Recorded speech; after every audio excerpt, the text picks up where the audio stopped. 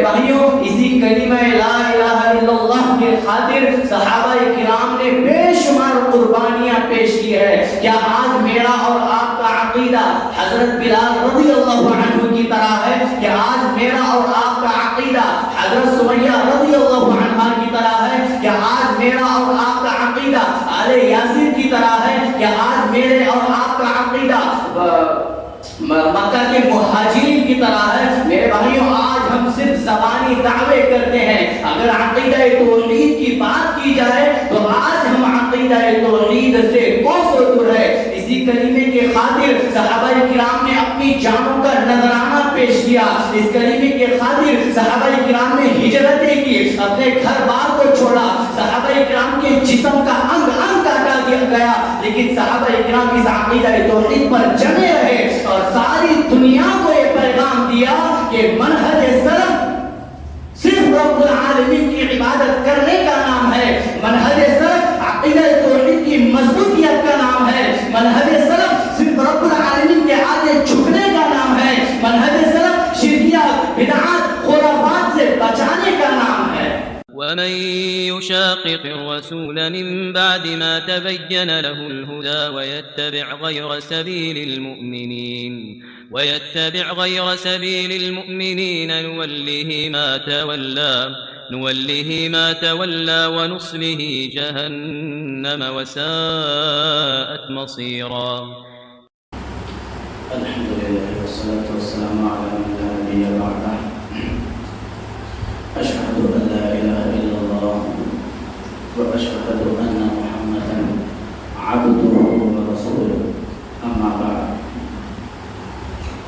قال الله تبارك وتعالى في القرآن المجيد والفرقان الحميد أعوذ بالله من الشيطان الرجيم إن الله لا يغير ما بقوم حتى يغيروا ما بأنفسهم.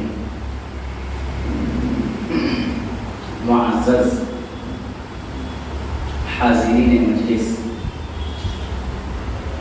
اس میں کوئی شک نہیں ہے کہ اس وقت امت مسلمہ نازک حالات سے گزر رہی ہے اور حالات انتہائی کٹھن ہے, لیکن اتنے بھی مشکل نہیں کہ جن کا علاج ناممکن ہو.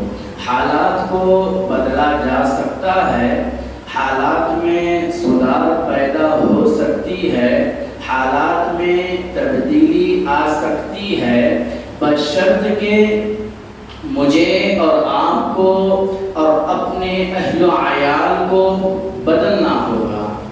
ہمارے اپنے عقائد کی درستگی میں ہی حالات کی درستگی ہے. اگر ہمارے عقائد کتاب و سنت کے مطابق نہیں ہے تو پھر رب کا قانون ہے. رب العالمین کہتا ہے ان اللہ لا یغیر ما بقوم حتی یغیروا ما بانفسهم. اللہ تعالی اس قوم کی حالت کو کبھی نہیں بدلتا جو اپنے آپ کو نہیں بدلتی ہے. اور اگر ہمارے اپنے معاشرے کی بات کریں تو ہمارا اپنا معاشرہ عرب کے اس معاشرے سے زیادہ برا نہیں ہے جسے دور جاہلیت کہا جاتا ہے. جب اسلام آیا اور دین اسلام نے زمانہ جاہلیت کی برائیوں اور خرابیوں کو دیکھا تو دین اسلام نے زمانہ جاہلیت کی تمام برائیوں کو جڑ سے اکھاڑ پھینکا اور وہ معاشرہ انسانیت کی تاریخ کا مثالی معاشرہ بن گیا اور رہتی دنیا تک انسانیت کے لیے مینار نور ہے. اس میں ناامید ہونے کی ضرورت نہیں ہے. حالات بدل سکتے ہیں, حالات میں سدھار آ سکتی ہے, رب العالمین کی نصرت مدد حاصل ہو سکتی ہے. اور بعض لوگوں کے ذہنوں میں یہ عفونت گندگی پائی جاتی ہے, وہ دوسروں کی ذہنیت سازی کرتے پھرتے ہیں اور انہیں کہتے ہیں کہ بھائی ایک آدمی ہے, اس کے اندر ہزاروں ہی ہے، اگر تم اس کے پیچھے لگو گے تو اپنا وقت ضائع کر دو گے، اس کی اصلاح ہرگز نہیں ہوگی۔ میرے بھائیوں، ایسے لوگوں سے مجھے اور آپ کو بچنے کی ضرورت ہے، کیونکہ امت کے ہر فرد کی اصلاح کرنا، اپنے آپ کی اصلاح کرنا ایک میرا اور آپ کا اہم فریضہ اور اہم کام ہے۔ تو آج کے درس میں اس امت کی اصلاح کیسے ممکن ہے، اس تعلق سے بنیادی طور پر دو باتیں آپ لوگوں کے سامنے رکھ کر کے میں اپنی بات کو ختم کرتا ہوں۔ تو سب سے پہلی اور بنیادی بات جو ہے جس کے ذریعے سے امت کی اصلاح ہو سکتی ہے اور حالات میں سدھار پیدا ہو سکتا ہے، وہ عقیدہ توحید ہے۔ عقیدہ توحید کی مضبوطیت ہے۔ اگر عقیدہ توحید ہمارا کمزور ہے تو حالات کبھی نہیں بدلیں گے، یہ قوم بزدل قوم بن جائے گی اور دشمنان اسلام ہم پر حملہ آور ہوتے رہیں گے۔ اسی لیے آج اگر آپ زمینی سطح پر دیکھیں گے تو سب سے زیادہ خلل، سب سے زیادہ بگاڑ جو پایا جاتا ہے وہ عقیدہ توحید کا ہے، اور شرک اکثریت میں رچ و بس گیا ہے۔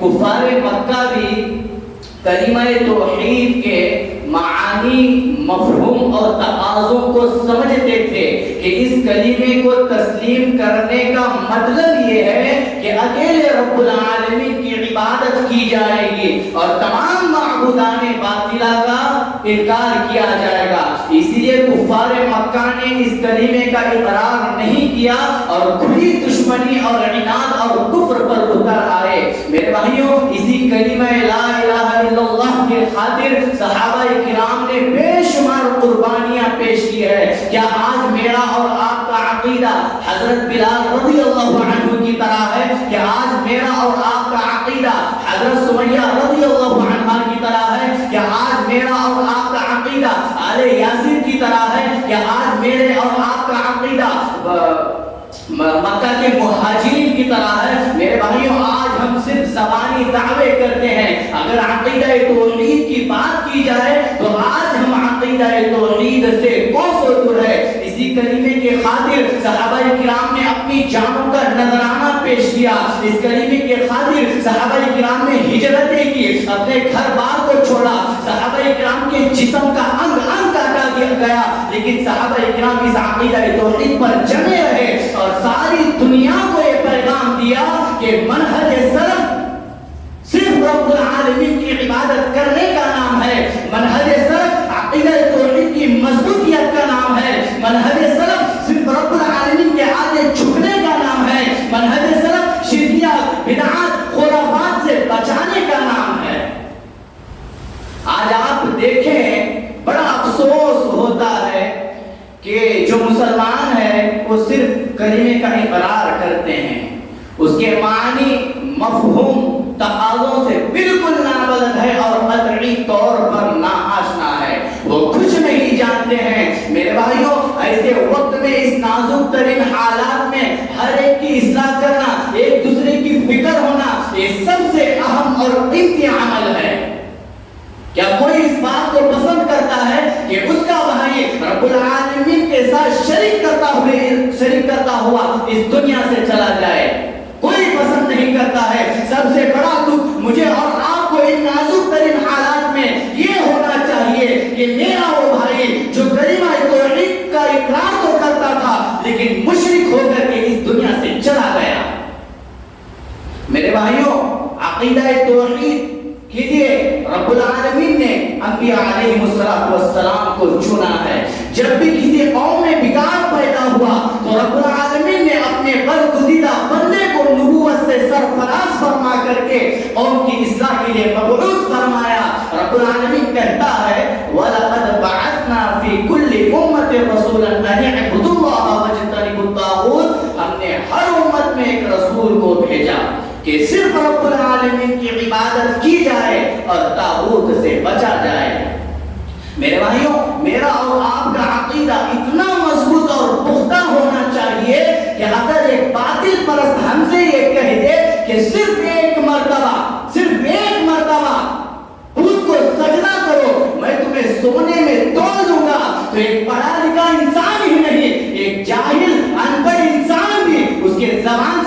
نکلنا چاہیے کہ میں اس سونے کو تیرے منہ پر ماروں گا لیکن رب العالمین کا شریک نہیں کروں گا. اس دنیا کو بھی اگر تم میرے قدموں میں بچھا دے تو میں رب العالمین کا شریک نہیں بناؤں گا. یہ صرف دعویٰ نہیں، حقیقت پر مبنی ہونا چاہیے. نبی علیہ الصلوۃ والسلام اور صحابہ کرام رضوان اللہ علیہم اجمعین نے دین اسلام کی نشر و اشاعت اور توحید کی سربلندی کے لیے اور اس امت کی اصلاح کے لیے جو ہمارے سامنے نمونہ پیش کیا ہے اس سے فائدہ اٹھانے کی آج ضرورت ہے. لیکن افسوس ہوتا ہے کہ اس سے کوئی فائدہ نہیں اٹھاتا ہے. اور یہ بات بھی افسوس کے ساتھ کہنی پڑتی ہے کہ آج بیشتر اکثر جماعتیں اور تحریکیں جو امت کی اصلاح کے لیے میدان عمل میں کام کر رہی ہے عقیدہ توحید سے کون سو دور ہے. عقیدہ توحید ان کا منشور ہی نہیں ہے.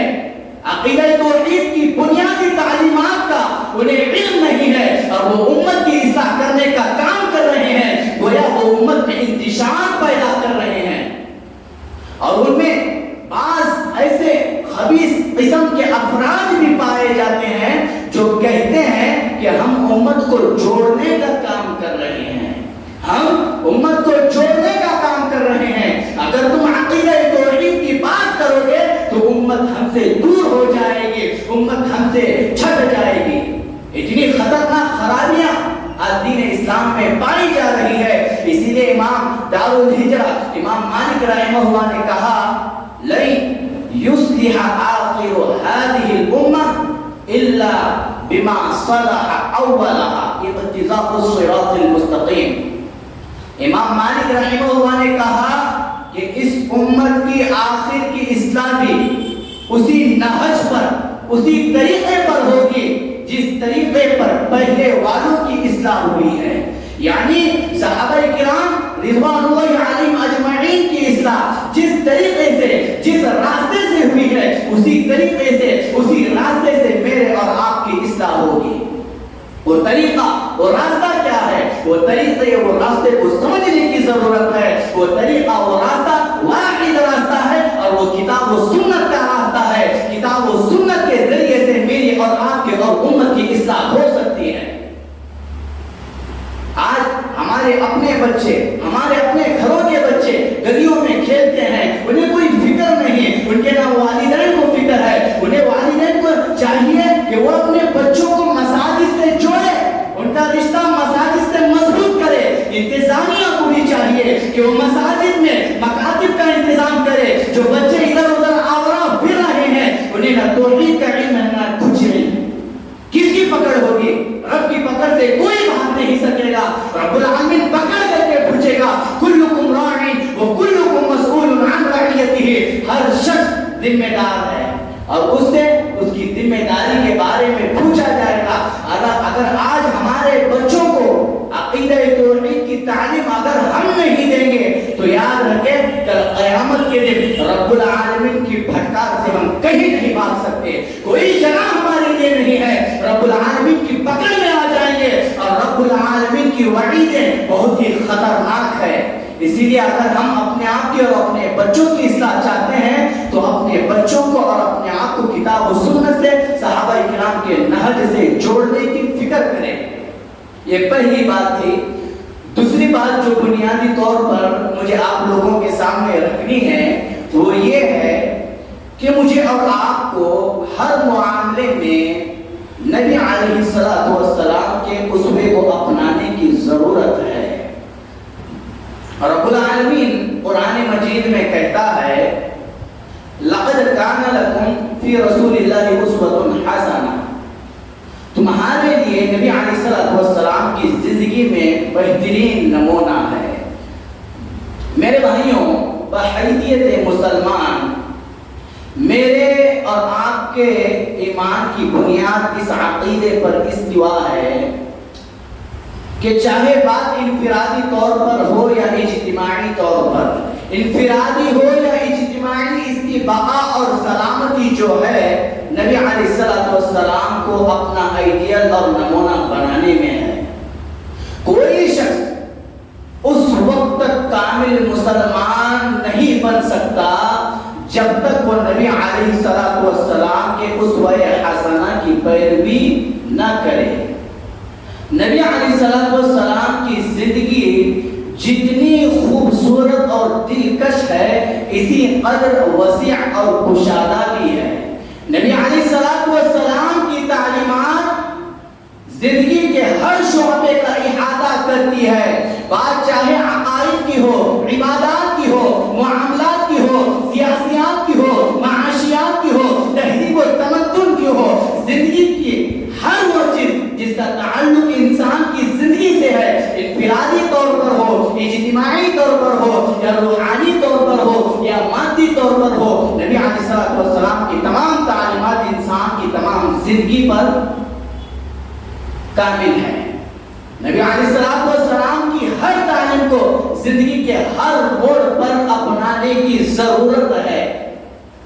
نوجوانان ملت، اگر کوئی شخص نبی علیہ السلام کی زندگی کو چھوڑ کر کے در بدر پھر کر کے اپنی اصلاح کرنے کی کوشش کرتا ہے تو وہ ہرگز اپنی اصلاح نہیں کرے گا۔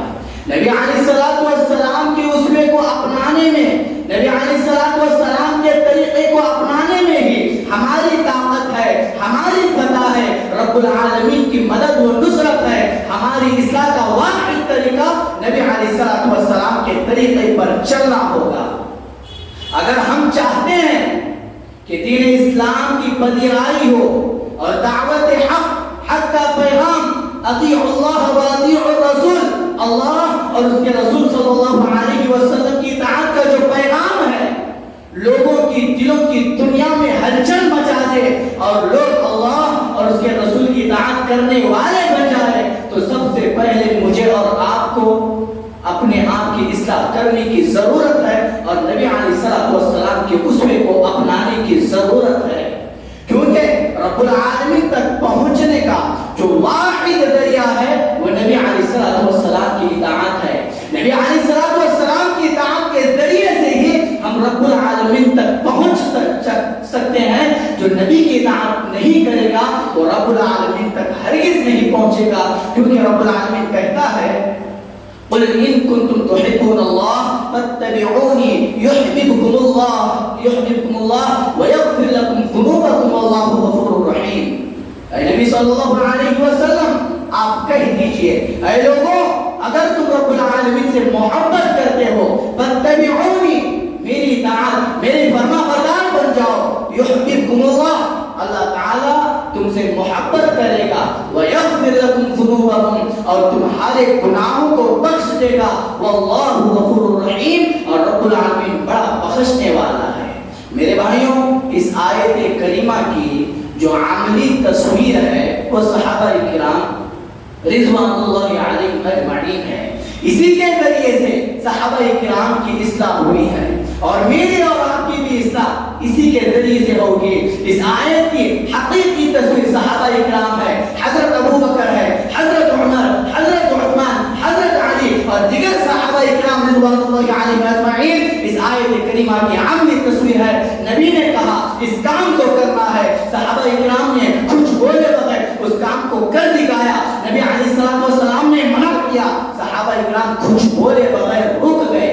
رب العالمین بھی کہتا ہے وَمَا آتَاكُمُ الرَّسُولُ فَخُذُوهُ وَمَا نَهَاكُمْ عَنْهُ فَانْتَهُوا، رسول جو تمہیں دے اسے لے لو اور جس سے منع کرے اس سے رک جاؤ۔ اس آیت کریمہ پر عمل کرنے والے صحابہ کرام رضوان اللہ علیہم اجمعین ہیں۔ اگر میں اور آپ بھی چاہتے ہیں کہ امت کے افراد کی اصلاح ہو تو مجھے اور آپ کو بھی یہی طریقہ اپنانا ہوگا کہ رسول نے جو کہہ دیا ہے وہی عدل اور آخری فیصلہ ہے، اس سے بڑھ کر کے کوئی کام ہمیں نہیں کرنا ہے۔ اگر کوئی کام ہم اس سے بڑھ کر کرتے ہیں تو میری اور آپ کی اصلاح ہرگز نہیں ہوگی۔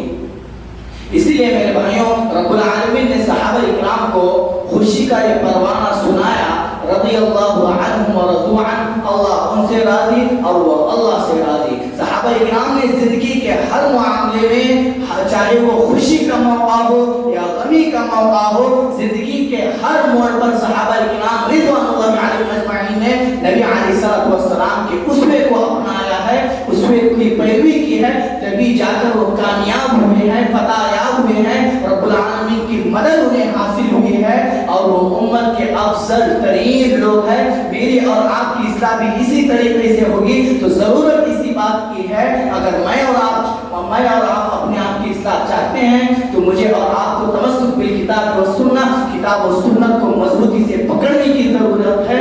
इसी के ज़रिए से हमारी इस्लाह मुमकिन है। अल्लाह ताला से दुआ करते हैं कि रब्बुल आलमीन जो कुछ बातें यहाँ पर कही गई है उस पर मुझे और आपको